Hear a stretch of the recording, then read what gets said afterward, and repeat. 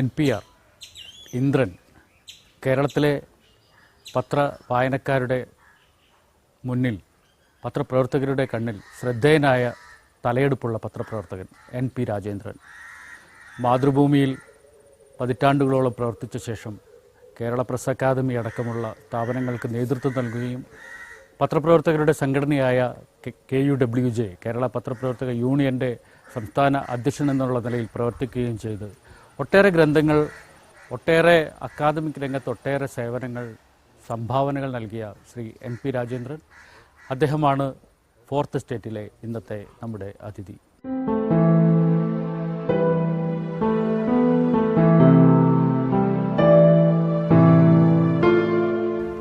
പത്രപ്രവർത്തന രംഗത്തേക്ക് കടന്നു വരുന്നതിന് മുൻപ് സർക്കാർ ജോലി ആയിരുന്നല്ലോ. പിന്നെ എന്തുകൊണ്ടാണ് ഈ സർക്കാർ ജോലി ഉപേക്ഷിച്ച്, സാധാരണഗതിയിൽ സർക്കാർ ജോലിയാണ് കിട്ടിക്കഴിഞ്ഞാൽ സർക്കാർ ജോലി ഉപേക്ഷിച്ച് പത്രപ്രവർത്തന രംഗത്തേക്ക് വരാനുണ്ടായ ഒരു കാരണം എന്താണ്, പ്രചോദനം എന്താണ്? ഈ കോളേജിൽ പഠിക്കുന്ന കാലത്ത് തന്നെ പത്രപ്രവർത്തകനാകണമെന്നുള്ളൊരു ആഗ്രഹം എനിക്കുണ്ടായിരുന്നു. ഞാൻ പ്രീ ഡിഗ്രിക്ക് പഠിക്കുമ്പോൾ തന്നെ ഈ പോസ്റ്റൽ ആയിട്ട് പത്രപ്രവർത്തനം പഠിക്കാൻ ശ്രമിച്ചിട്ടുള്ള ആളാണ്. അന്ന് ഫസ്റ്റ് BA പഠിക്കുമ്പോൾ ഞാൻ എക്സ്പ്രസിൻ്റെ ലേഖകനാകാൻ വേണ്ടി അപേക്ഷ അയച്ചിരുന്ന ആളാണ്. പത്രപ്രവർത്തകനാകണം എന്നുള്ള ആഗ്രഹം അന്നേ ഉണ്ട്, കോളേജിൽ പഠിക്കുന്ന കാലത്ത് തന്നെയുണ്ട്. കോളേജ് വിട്ടിട്ട് പക്ഷേ എനിക്ക് ജേർണലിസം പഠിക്കാൻ പോകാൻ പറ്റിയില്ല. കാരണം വീട്ടിലെ സാഹചര്യങ്ങളനുസരിച്ചിട്ട് എന്തെങ്കിലും ജോലി ചെയ്തേ പറ്റുള്ളൂ എന്നൊരു സ്ഥിതി വന്നു. വീട്ടിൽ വേറെ വരുമാനമുള്ള ആരും ഉണ്ടായിരുന്നില്ല, അച്ഛൻ ജോലി റിട്ടയർ ചെയ്ത് വന്നു. അപ്പോൾ അതുകൊണ്ട് പെട്ടെന്ന് LD ക്ലർക്കായിട്ട് പരീക്ഷ എഴുതി. സർക്കാർ സർവീസിൽ LD ക്ലർക്കായിട്ട്. ഏത് വകുപ്പിലാണ്? റവന്യൂ ഡിപ്പാർട്ട്മെൻറ്റിലായിരുന്നു. എടക്കാട് ബ്ലോക്ക് ഡെവലപ്മെൻറ്റ് ഓഫീസറാണ് ആദ്യമായിട്ട് ജോലി ചെയ്തത്. അവിടെ ഇരുന്നുകൊണ്ടിരിക്കുമ്പോഴാണ് യൂണിവേഴ്സിറ്റിയിൽ, കാലിക്കറ്റ് യൂണിവേഴ്സിറ്റിയിൽ ഈ അസിസ്റ്റൻറ്റുമാരെ വിളിച്ചപ്പം അതിനപേക്ഷിച്ചു. അത് കിട്ടിയപ്പോൾ ആ യൂണിവേഴ്സിറ്റിയിലേക്ക് മാറി. വലിയ വ്യത്യാസമില്ലെങ്കിൽ പോലും യൂണിവേഴ്സിറ്റിയുടെ ഒരു അന്തരീക്ഷം, അക്കാഡമിക് അന്തരീക്ഷമുണ്ട്, ലൈബ്രറി ഉണ്ട്, പുസ്തകങ്ങളുണ്ട്, വായിക്കാമെന്നൊക്കെ വിചാരിച്ചിട്ട് യൂണിവേഴ്സിറ്റിയിൽ പോയി. അതിനിടയിൽ ഞാൻ MA പരീക്ഷ എഴുതി പാസ്സായപ്പോൾ യാദൃച്ഛികമായിട്ടാണ് മാതൃഭൂമിയിൽ ഇങ്ങനെ ട്രെയിനികളെ വിളിക്കുന്നു എന്നുള്ള അപേക്ഷ. എനിക്ക് യൂണിവേഴ്സിറ്റി വിട്ടിട്ട് അവിടെ ഇങ്ങോട്ട് വരണോ വേണ്ടിയോ എന്നുള്ളതിനെ പറ്റി രണ്ട് മനസ്സുണ്ടായിരുന്നു. പക്ഷേ പത്രപ്രവർത്തനത്തിലുള്ള ആകർഷണം എന്നെ വല്ലാതെ ഇങ്ങനെ പിടിച്ച് വലിക്കുന്നുണ്ടായിരുന്നു. അത് ഞാൻ അവിടെ പെർമനൻറ്റ് ജോബാണ്. അവിടെ പ്രൊമോഷൻ കിട്ടി ഞാൻ സുരക്ഷിതമായി ഇരിക്കുകയാണ്. മാതൃഭൂമിയിൽ ട്രെയിനി ആയിട്ടാണ് ജോയിൻ ചെയ്യുന്നത്. അവിടെ കിട്ടുന്നതിനേക്കാൾ ശമ്പളം കുറവാണ്. 2 വർഷം ട്രെയിനിയാണ്, എപ്പോൾ വേണമെങ്കിലും പിരിച്ചുവിടാം, അങ്ങനത്തെ ഒരു അവസ്ഥയിലായിരുന്നു ഒന്നുണ്ടായിരുന്നത്. പക്ഷേ എന്നാൽ പോലും എനിക്ക് ഒരു പരീക്ഷണം നടത്തിയേ പറ്റൂ എന്നുള്ളൊരു തോന്നലുണ്ടായി. അങ്ങനെ ഞാൻ ഇവിടത്തേക്ക് വന്നു. ആദ്യം വന്നത് 3 മാസം ലീവ് എടുത്തിട്ടാണ് വന്നത്. ലീവ് എക്സ്റ്റെൻഡ് ചെയ്യാൻ ശ്രമിച്ചു. ലീവ് എക്സ്റ്റെൻഡ് ചെയ്യാൻ പറ്റിയില്ല. അവർ തിരിച്ചു വരണം, ഇല്ലെങ്കിൽ ടെർമിനേറ്റ് ചെയ്യുമെന്ന് പറഞ്ഞു. പിന്നെ ഞാൻ രണ്ടും കൽപ്പിച്ച് അങ്ങ് തീരുമാനിച്ചു, ഇവിടെ തന്നെ നിൽക്കാം, വരുമ്പോൾ വരട്ടെ എന്ന് വിചാരിച്ചിട്ട്. തീർത്തും സ്വന്തമായൊരു തീരുമാനമായിരുന്നു, അല്ലെങ്കിൽ വീട്ടുകാരൊന്നും അത് അറിഞ്ഞിരുന്നില്ല മീൻസ് അതിൻ്റെ ഗൗരവമൊന്നും അവർക്ക് അറിയുമായിരുന്നില്ല. അവരൊക്കെ പഴയ കാലത്ത് എൻ്റെ കുടുംബത്തിൽ സർക്കാർ ഉദ്യോഗസ്ഥന്മാർ ഒരുപാടുള്ള കുടുംബമാണ്. അപ്പോൾ LD ക്ലർക്കായി വരുമ്പം തന്നെ എന്തായിട്ടാണ് റിട്ടയർ ചെയ്യുമ്പോൾ എന്താ പെൻഷൻ കിട്ടുക എന്നൊക്കെ ആലോചിക്കുന്ന ഒരു കാലമാണ്. അപ്പോൾ റവന്യൂ ഡിപ്പാർട്ട്മെൻറ്റിൽ ചേർന്ന ഒരാളെ സംബന്ധിച്ചിടത്തോളം അയാൾക്ക് ഡെപ്യൂട്ടി കളക്ടർ വരെ ആവാൻ പറ്റുമായിരുന്നു. അന്നത്തെ സങ്കല്പത്തിനനുസരിച്ച് അന്ന് കലക്ടറായിരുന്ന ആളുകളുണ്ട്. റവന്യൂ ക്ലർക്കായിട്ട് പ്രവേശിച്ചിട്ട് കലക്ടറായി റിട്ടയർ ചെയ്ത ആളുകൾ. അപ്പോൾ ആ ചാൻസൊക്കെ കളഞ്ഞിട്ട് ഞാൻ യൂണിവേഴ്സിറ്റിയിൽ വരുന്നത് തന്നെ ആർക്കും ഇഷ്ടമായിരുന്നില്ല. യൂണിവേഴ്സിറ്റിയിലേത് വിട്ടിട്ട് പിന്നെ വീണ്ടും അതിനേക്കാൾ യാതൊരു സുരക്ഷിതത്വവും ഇല്ലാത്ത സ്വകാര്യ മേഖലയിലേക്ക്, അതും നിലനിൽക്കുന്ന കമ്പനിയാണോന്ന് അറിയില്ല, പെൻഷനില്ല, അങ്ങനത്തെ ഒരു സ്ഥാപനത്തിലേക്ക് വരുന്നതിന് വീട്ടുകാർക്കൊക്കെ വളരെ എതിർപ്പായിരുന്നു. പക്ഷേ എൻ്റെ ഒരു വല്ലാത്ത ഒരു അതിനോടുള്ള താല്പര്യം കൊണ്ട് ഞാൻ അതിന് വന്നു. റിസ്ക് ആയിരുന്നു, എങ്കിലും അത് റിസ്ക് എടുത്ത് വന്നു.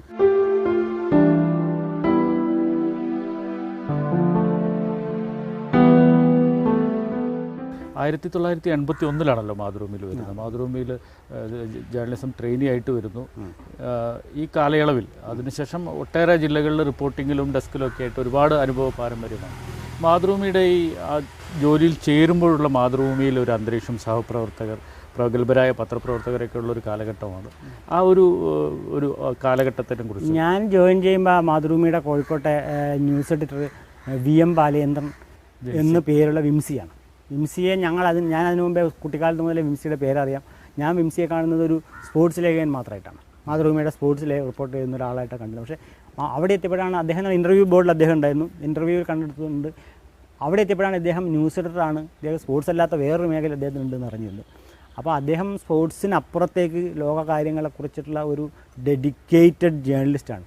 ഒരു ഡെസ്കിൽ ഇങ്ങനെ ഒരാൾക്ക് ഇതിലപ്പുറം ഒരു ഡെസ്ക് മാൻ ആവാൻ പറ്റില്ല. 24 മണിക്കൂറും പുള്ളി ഇതിൻ്റെ പിന്നാലെയാണ് രാവും പകലും. രാവിലെ പോരും വീട്ടിൽ നിന്ന്, രാത്രി ഏതെങ്കിലും നേരത്തെ വീട്ടിലെത്തിയാലും BBC-യും മറ്റേ വേൾഡ് പിന്നെ റേഡിയോകളൊക്കെ കേട്ടിട്ട് സംഭവങ്ങൾ അറിഞ്ഞ് അത് അപ്പം ഡെസ്കിൽ വിളിച്ച് പറഞ്ഞ് ഒരു ഫുൾ ടൈം 24 hour ജേർണലിസ്റ്റ് ആയിരുന്നു പുള്ളി. പിന്നെ ഉണ്ടായിരുന്ന ഒരുപാട് ആൾക്കാരുണ്ടായിരുന്നു. ശിവശങ്കര എഴുത്തച്ഛൻ പറഞ്ഞ ലോക്കൽ ന്യൂസ് നോക്കിയിരുന്ന ന്യൂസ് സെറ്റുണ്ടായിരുന്നു. കൊറാത്ത് VM കൊറാത്ത് എന്ന് പറഞ്ഞ വളരെ പ്രഗത്ഭനായിട്ടുള്ള പിന്നെ കമൻ്റൊക്കെ എഴുതിയിരുന്ന അദ്ദേഹം, ലക്ഷ്മൺ എന്ന പേരിൽ എഴുതിയിരുന്ന കോളമൊക്കെ വളരെ പ്രസിദ്ധമായിട്ടുള്ള കോളമാണ്. മുഖപ്രസംഗങ്ങൾ എഴുതുന്ന അദ്ദേഹം സ്വാതന്ത്ര്യ സമര സേനാനിയായിരുന്നു. വളരെ എത്തിക്കലായിട്ട് ജേർണലിസ്റ്റത്തെ കാണുന്ന, ഒരു തരത്തിലുള്ള പിന്നെ പ്രീണനങ്ങളെയും അത്തരത്തിലുള്ള അധികാരങ്ങളെയും ഒന്നും വിലവെക്കാത്ത ആളുകൾ വേറെ ഉണ്ടായിരുന്നു. പിന്നെ അതുപോലെ ശ്രീകുമാരൻ, ഒരുപാട് ആൾക്കാർ, പിന്നെ NN Sathyavrathan, T Venugopalan, P Rajan, അങ്ങനെ നിരന്തരം നമ്മളുമായിട്ട് ഇൻട്രാക്ട് ചെയ്തുകൊണ്ടിരുന്ന ആളുകളൊക്കെ വലിയ നിലവാരം പുലർത്തിയിരുന്ന പത്രപ്രവർത്തകന്മാർ. അപ്പോൾ അവരിൽ നിന്ന് നമുക്ക് ഒരുപാട് അനുഭവങ്ങളുണ്ട്, അവർ പഠിപ്പിച്ചു തന്ന പാഠങ്ങളുണ്ട്, അവർ പറഞ്ഞു തന്നിട്ടുള്ള കാര്യങ്ങളുണ്ട്, അവരുടെ മാതൃകകൾ നമ്മളുണ്ട്. അത് വലിയ ഒരു വിദ്യാഭ്യാസം തന്നെയായിരുന്നു. ഒരു ട്രെയിനി ആയിരിക്കുന്ന കാലത്ത് നമുക്ക് ഇതിനുള്ള ഡെഡിക്കേഷൻ വർദ്ധിപ്പിക്കുന്നത് ഇതിനുള്ള പ്രധാനപ്പെട്ട ഒരു ഘടകം അത്തരം ആളുകളുടെ സാന്നിധ്യം. ഇവരുടെ ഒരു സാമീപ്യവും സാന്നിധ്യവും ഒരു പ്രചോദനവും ഇതുമായി എന്ന് പറയും. മാതൃഭൂമിയിൽ എപ്പോഴാണ് കൺഫർമേഷൻ ആവുന്നത്? പിന്നെ അതിനുശേഷം 2 വർഷമാണല്ലോ ട്രെയിനിങ്. 83 സെപ്റ്റംബറിലാണ് ഞാൻ കൺഫേംഡ് ആയിട്ട് വരുന്നത് അവിടെ. അപ്പോൾ അത് സംബന്ധിച്ചുള്ള ആശങ്ക അതോടുകൂടി അന്നൊക്കെ എല്ലാവരും പിന്നെ വന്നു കഴിഞ്ഞാൽ ഒരുവിധപ്പെട്ട കുഴപ്പമൊന്നും ഉണ്ടാക്കിയില്ലെങ്കിൽ കൺഫേം ചെയ്യപ്പെടുന്ന ഒരു അവസ്ഥ ധൈര്യം ഉണ്ടായിരുന്നു. അതുകൊണ്ടാണ് ഞാൻ മാതൃഭൂമിയിൽ തന്നെ നിൽക്കാൻ ധൈര്യപ്പെട്ടത്. കാരണം അന്നൊന്നും അങ്ങനെ ആരും പിരിച്ചു വിടുകയോ അങ്ങനെയൊന്നും ചെയ്യുന്ന സമ്പ്രദായമൊന്നുമില്ല. നമ്മളെന്തെങ്കിലും വലിയ കുഴപ്പം ഉണ്ടാക്കണം, അല്ലെങ്കിൽ അത്രയും കൊള്ളരാത്തവനാണെന്ന് ബോധ്യപ്പെടണം, എങ്കിലേ പിരിച്ചു വിടുള്ളൂ. അല്ലെങ്കിൽ പിരിച്ചുവിടുന്ന സമ്പ്രദായം അക്കാലത്തില്ല. അതുകൊണ്ട് ധൈര്യമായിട്ട് നിന്നു. പക്ഷേ പിന്നീട് കാലം മാറിയല്ലോ. ഇപ്പം അങ്ങനെയൊന്നും ഉറപ്പിച്ചിട്ടൊന്നും ഇപ്പം കൺഫർമേഷൻ തന്നെ കിട്ടുന്നുണ്ടോ എന്നുള്ള കാര്യം ഉറപ്പില്ല. ഇപ്പം ലോകം മുഴുവൻ കോൺട്രാക്റ്റ് വ്യവസ്ഥയുടെ കാലമാണ്. ഇന്നായിരുന്നെങ്കിൽ ഞാൻ വരില്ല, ഇന്നായിരുന്നെങ്കിൽ എനിക്ക് മാതൃഭൂമിയിലേക്ക് വരാൻ കഴിയില്ല. കാരണം ഇവിടെ വന്നാൽ കോൺട്രാക്റ്റായിട്ട് ജോലി ചെയ്യേണ്ടി വരുമോ എന്നുള്ള കാര്യത്തിലൊന്നും യാതൊരു ഉറപ്പില്ല. പലരും കോൺട്രാക്റ്റായിട്ടാണ് ജോലി ചെയ്യുന്നത്. അപ്പോൾ ഇന്ന് അങ്ങനെ ആളുകൾ പിന്നെ മൊത്തത്തിൽ തന്നെ നോക്കിയാൽ ഇന്ന് LD ക്ലർക്ക് ജോലിക്ക് അങ്ങോട്ട് പോകാമെന്നല്ലാതെ സർക്കാർ ജോലിയിൽ നിന്ന് ആരും രംഗത്തേക്ക് വരുന്നില്ല. അന്ന് ഒരുപാട് ആൾക്കാർ വന്നിട്ടുണ്ട്.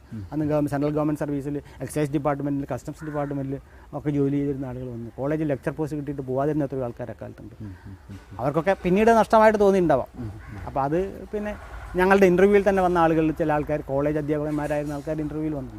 അന്ന് അവർ കിട്ടിയിരുന്നെങ്കിൽ ആ കോളേജ് അധ്യാപക ജോലി കളഞ്ഞിട്ട് മാതൃഭൂമിയിൽ നിൽക്കുമായിരുന്നു. അപ്പോൾ ഈയിടെ അടുത്ത കാലത്ത് ഒരാൾ അങ്ങനെ കണ്ടപ്പം ചോദിച്ചത്, നിങ്ങൾക്ക് ഓർമ്മയുണ്ട് രാജേന്ദ്രൻ, നമ്മളിന്നോട് ഒന്നിച്ചല്ലേ ഇൻ്റർവ്യൂവിന് പങ്കെടുത്തത്, എനിക്ക് കിട്ടിയില്ല, രാജേന്ദ്രന് കിട്ടിയെന്ന്. ഞാൻ അദ്ദേഹത്തോടൊപ്പം പറഞ്ഞു, എനിക്ക് ഭാഗ്യമുള്ളതുകൊണ്ട് എനിക്ക് കിട്ടി, നിങ്ങൾക്ക് ഭാഗ്യമുണ്ട് നിങ്ങൾക്ക് കിട്ടിയില്ല.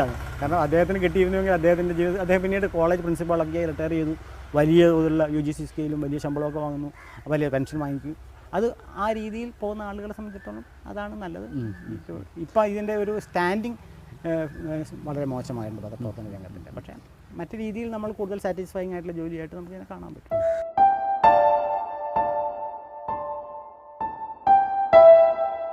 ഈ മാതൃഭൂമിയുടെ പല ബ്യൂറോകളിലും റിപ്പോർട്ടിങ്ങിൽ ഏതെല്ലാം ജില്ലകളിൽ പ്രവർത്തിച്ചിട്ടുണ്ടെന്ന്? ഞാൻ കോഴിക്കോടാണ് ആദ്യം റിപ്പോർട്ടർ ആയത്. അല്ല, ഞാൻ ആദ്യം റിപ്പോർട്ടറായത് പാലക്കാടാണ്. ട്രെയിനിങ് കഴിഞ്ഞ് കുറച്ച് കഴിഞ്ഞപ്പോൾ തന്നെ പാലക്കാട് ഒരു ഒഴിവ് വന്നു. രഘുനാഥ് സിംഗിനെ അങ്ങോട്ട് സ്ഥലം മാറ്റിയപ്പോൾ ഞാൻ അവിടേക്ക് പോയി. പാലക്കാട് കുറച്ച് കാലം ജോലി ചെയ്തതിന് ശേഷം ഞാൻ തിരിച്ച് വീണ്ടും കോഴിക്കോട്ടേക്ക് തന്നെ വന്നു. പിന്നെ കുറച്ച് കാലം കഴിഞ്ഞിട്ട് വീണ്ടും കോഴിക്കോട് ബ്യൂറോയിൽ റിപ്പോർട്ടറായിരുന്നു. പിന്നീട് പോയിട്ട് പിന്നെ കൊല്ലം, തൃശ്ശൂർ, കണ്ണൂർ ഇത്രയും ബ്യൂറോകളിലാണ് ഞാൻ പുറത്ത് ജോലി ചെയ്തത്.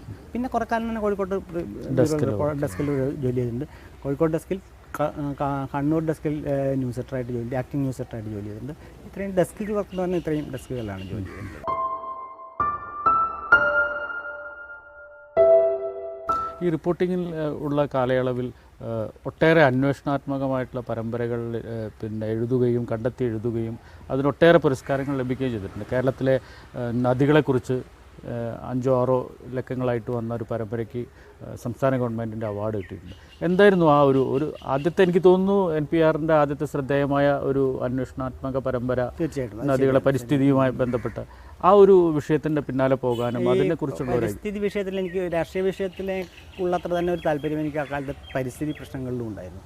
അപ്പോൾ ലോക നിലവാരത്തിൽ തന്നെയുള്ള പ്രശ്നങ്ങളെക്കുറിച്ച് പഠിക്കാനും വായിക്കാനും ഒക്കെ ഞാൻ ശ്രമിച്ചിട്ടുണ്ട്.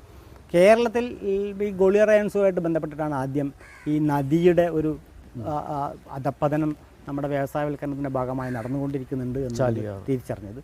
അതോടൊപ്പം തന്നെ ഈ വനം കൊള്ളയുടെ ബലമായിട്ട് വയനാട്ടിലൊക്കെ നടന്നുകൊണ്ടിരിക്കുന്ന വനനശീകരണത്തിൻ്റെ ബലമായിട്ടും വെള്ളത്തിൻ്റെ പിന്നെ അതിൻ്റെ സോഴ്സസ് ഇല്ലാതാവുന്നു, നദികൾ പിന്നെ വെറ്റിവരളുന്നു എന്നുള്ളൊരു പൊതുവായിട്ടുള്ള ഒരു പരാതിയും ഉണ്ടായിരുന്നു. അപ്പോൾ അങ്ങനെ ഒരു സമയത്താണ് ഇത്തരം ഒരു വിഷയം ഉയർന്നു വരികയും ഞാൻ ഈ വിഷയത്തെക്കുറിച്ചിട്ടൊരു പഠനം നടത്താമെന്ന് എഡിറ്റോറിയലിലൊക്കെ നിർദ്ദേശം വെക്കുകയും അങ്ങനെ കേരളത്തിൻ്റെ ഒരുപാട് സ്ഥലങ്ങളിൽ പോയിട്ട് നദികൾ കാണുകയും പിന്നെ അതുമായിട്ട് ബന്ധപ്പെട്ട എൻവയോൺമെൻറ്റൽ വിദഗ്ധന്മാരെ കാണുകയും തിരുവനന്തപുരത്ത് തന്നെ പല സർക്കാരിൻ്റെ തന്നെ ഓഫീസുകളിൽ പോയിട്ട് നദിയുമായിട്ടുള്ള ഡോക്യുമെൻ്റൽ ആയിട്ടുള്ള ഒരുപാട് സ്ഥലങ്ങളുണ്ട്. പിന്നെ അവിടെയൊക്കെ പോയിട്ട് അത്തരം കാര്യങ്ങൾ പഠിക്കുകയും ചെയ്തത് അതിൻ്റെ അടിസ്ഥാനത്തിലാണ്. ആ റിപ്പോർട്ട് ഒരു 4-5 ലക്കമായിട്ട് വന്ന റിപ്പോർട്ട്, അത് ആദ്യമായിട്ടാണ് കേരളത്തിലെ നദികളെ പറ്റിയിട്ടുള്ള അങ്ങനെ റിപ്പോർട്ട് പത്രങ്ങളിൽ വന്നത്, പരമ്പരയായിട്ട് വന്ന റിപ്പോർട്ടുള്ളത്. അപ്പോൾ അത് ഒരുപാട് ശ്രദ്ധ ആകർഷിച്ചിരുന്നു. പലരും അതിനെക്കുറിച്ചിട്ട് പറഞ്ഞിരുന്നു.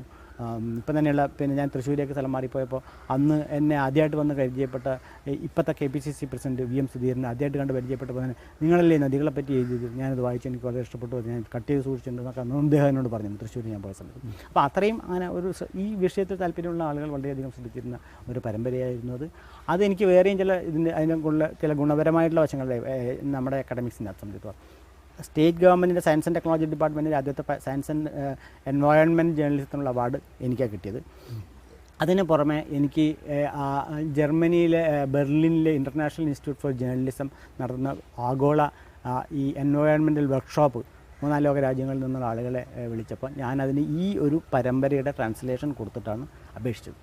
അപ്പോൾ അങ്ങനെ എനിക്ക് 1.5 മാസത്തെ പിന്നെ അവിടുത്തെ ട്രെയിനിങ്ങിന് എന്നെ സെലക്ട് ചെയ്തത് ഈ പരമ്പരയുടെ അടിസ്ഥാനത്തിലാണ്. അത് അവിടുത്തെ ട്രെയിനിങ് എന്ന് പറയുന്നത് ഈ എൻവയോൺമെൻറ്റൽ വിഷയത്തിൽ മാത്രമല്ല പൊതുവേ നമ്മുടെ ലോകത്തെക്കുറിച്ചുള്ള നമ്മുടെ ഒരു കാഴ്ചപ്പാടിലും സമീപനങ്ങളിലുമൊക്കെ വലിയ മാറ്റം ഉണ്ടാക്കി. എന്നെ സംബന്ധിച്ചിടത്തോളം ഒരു വ്യക്തി എന്നുള്ള നിലയിലും ഒരു പത്രപ്രവർത്തകൻ എന്നുള്ള നിലയിലും എനിക്ക് ഒരുപാട് പ്രയോജനപ്പെട്ടിട്ടുള്ള എൻ്റെ വ്യക്തിത്വത്തെ ഒരുപാട് വികസിപ്പിക്കാൻ സഹായിച്ചിട്ടുള്ള ഒരു അനുഭവമായിരുന്നു അത്. ആ ബെർലിനിലെ ആ ഒരു പരിശീലനത്തെക്കുറിച്ച് ഒന്നും കൂടി വിശദീകരിക്കാൻ പറ്റും? എങ്ങനെയായിരുന്നു അവിടുത്തെ ആ ഒരു പരിശീലനം? ബെർലിൻ പരിശീലന രീതി അത് 1.5 മാസം നീണ്ടുനിൽക്കുന്ന പരിശീലനമായിരുന്നു. അതിൽ 1 മാസം നമ്മൾ ക്ലാസ് മുറികളിൽ തന്നെ ഇരുന്നു കൊണ്ടുള്ള പരിശീലനമാണ്. ഒരുപാട് എൻവയോൺമെൻറ്റൽ ജേർണലിസ്റ്റുകൾ ലോകത്തിൻ്റെ നാനാഭാഗത്തു നിന്ന് എൻവയോൺമെൻറ്റും അതുമായി ബന്ധപ്പെട്ട സയൻസിൻ്റെയും വളരെ പ്രശസ്തരായിട്ടുള്ള ആളുകൾ വന്നിട്ട് ക്ലാസ് എടുക്കുന്ന ഒരു സമ്പ്രദായമായിരുന്നു. അതിന് പുറമെ കുറേ ജേർണലിസ്റ്റുകൾ പല രാജ്യങ്ങളിൽ നിന്നുള്ള ഇംഗ്ലീഷ് ജേർണലിസ്റ്റുകളാണ്. അവർ വന്നിട്ട് നമ്മളെ കൊണ്ട് ഈ എൻവയോൺമെൻറ്റൽ റിപ്പോർട്ട് എഴുതിപ്പിക്കാനുള്ള ട്രെയിനിങ് കൂടി തന്നിരുന്നു. 15 ദിവസം നമ്മൾ ജർമ്മനിയുടെ പല ഭാഗങ്ങളിൽ ഒരുപാട് നഗരങ്ങളിൽ ഇത്തരം ഇതുമായിട്ട് ബന്ധപ്പെട്ട സ്ഥാപനങ്ങൾ സന്ദർശിച്ചിട്ട് അവിടെ കാര്യങ്ങൾ എങ്ങനെയാണ് നടക്കുന്നതെന്ന് കാണിച്ചു തരാനുള്ള ഇതായിരുന്നു. ഒരുപാട് ഇന്ത്യയിൽ നിന്നുള്ള അന്ന് ബഹുഗുണ നമ്മുടെ ഈ ചിപ്കോ പ്രസ്ഥാനത്തിൻ്റെ നേതാവായിട്ടുള്ള ബഹുഗുണ വരെ അവിടെ ക്ലാസ് എടുക്കാൻ വന്ന ആൾക്കാരുണ്ട്. പിന്നീട് വളരെ പ്രശസ്തരായിട്ടുള്ള ലോകത്തിലെ ഒരുപാട് ആളുകൾ ക്ലാസ് എടുക്കാനും അവരുമായിട്ട് ഇൻട്രാക്ട് ചെയ്യാനും കാര്യങ്ങൾ സംസാരിക്കാനും ഒക്കെ കിട്ടിയിട്ടുള്ള വലിയ ഈ വന്ന റിപ്പോർട്ടർമാർ, ട്രെയിനിങ്ങിന് വന്ന റിപ്പോർട്ടർമാരാണെങ്കിൽ ഈ ലാറ്റിൻ അമേരിക്കൻ രാജ്യങ്ങളിൽ നിന്നും ഏഷ്യൻ രാജ്യങ്ങളിൽ നിന്നും ആഫ്രിക്കൻ രാജ്യങ്ങളിൽ നിന്നുമുള്ള പത്രപ്രവർത്തകന്മാർ. അപ്പോൾ അവരിൽ നിന്നും നമുക്ക് ഒരുപാട് കാര്യങ്ങൾ പഠിക്കാനും മനസ്സിലാക്കാനും പറ്റിയ ഒരു ഔദ്യോഗിക ജീവിതത്തിലെ ഒരു നാഴികക്കല്ല് എന്ന് വേണമെങ്കിൽ വിശേഷിപ്പിക്കാവുന്ന ഒരു പരിശീലനം, അല്ലെങ്കിൽ ഒരു പുതിയ അനുഭവം, പത്രപ്രവർത്തന രംഗത്ത് മുന്നോട്ട് പോകാനുള്ള ഒരു പുതിയ അനുഭവം.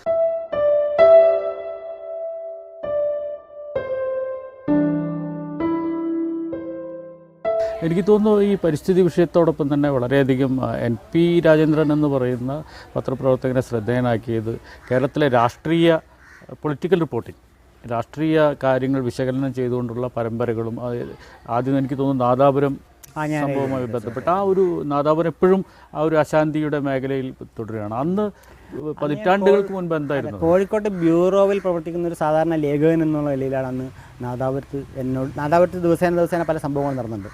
ഇപ്പോൾ അടുത്ത കാലത്ത് അത് പലരും എഴുതിയിട്ടുണ്ട്. അന്നത്തെ CPM നേതാവായിട്ടുള്ള A. കണാരൻ ഒരു മുസ്ലിം ലീഗിൻ്റെ ഒരു ജാഥ നടന്നുകൊണ്ടിരിക്കുമ്പോൾ അതിലേക്കൂടി കാറോടിച്ച് പോയപ്പോഴുണ്ടായ സംഘട്ടനമാണ് അന്നത്തെ വലിയൊരു കലാപത്തിലേക്ക് നയിച്ചത്. അതിൽ 8-9 ആളുകൾ കൊല്ലപ്പെട്ടിട്ടുള്ള ഒരു കലാപമായിരുന്നു. അപ്പോൾ ആ കൊലപാതകം നടന്നുകൊണ്ടിരിക്കുകയാണ്. മാതൃഭൂമിയിൽ നിന്ന് അവിടെ പോകണം എന്ന്, അവിടെ എന്താ നടക്കുന്നതെന്ന്. അപ്പോൾ വളരെ സംഘർഷാത്മകമായ ഒരു അന്തരീക്ഷമാണ്. ഞങ്ങൾ കാർ കൊണ്ട് പോയപ്പോൾ തന്നെ പല ഭാഗങ്ങളിലും കാർ കൊണ്ട് പോകാൻ തന്നെ പറ്റാത്ത അവസ്ഥ.